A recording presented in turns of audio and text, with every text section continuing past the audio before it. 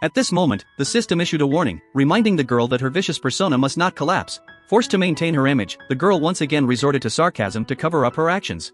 However, she then unexpectedly changed her usual behavior and began planning disaster relief efforts, not only by providing funds but also by initiating water conservancy projects and planting drought-resistant crops. The butler was utterly confused and reported that the family's finances had long been depleted by the original owner's extravagance, and even the 500 taels of gold given by her father were no longer sufficient to sustain these plans. Meanwhile, undercurrents were stirring within the imperial palace. The emperor was critically ill and unconscious, and the imperial physician claimed to have developed a miraculous cure.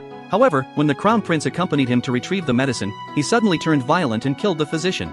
The empress was conspiring with the crown prince, planning for him to ascend the throne immediately after the emperor's death. She also specifically arranged a marriage between the second prince and the girl. Well aware of the girl's vicious nature, the empress intended to use her to torment the second prince to death, thereby eliminating any future threats. On the other hand, the second prince had knelt in the snow all night, begging the girl to return his mother's ashes. At this point, the system issued a new task, ordering the girl to force the second prince to eat dog food. The girl complied, secretly hoping he would refuse, but to her surprise, he agreed. Just as she was stunned by his response, a delicate voice exclaimed, "How could you treat the second prince like this, sister?" It was the female lead of this world, the girl's younger sister.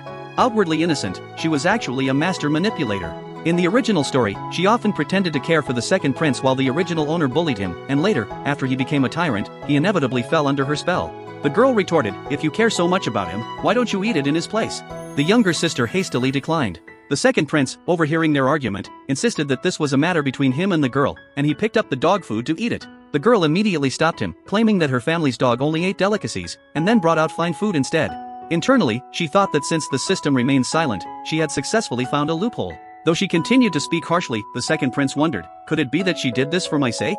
Unbeknownst to her, he began to develop unexpected feelings for her.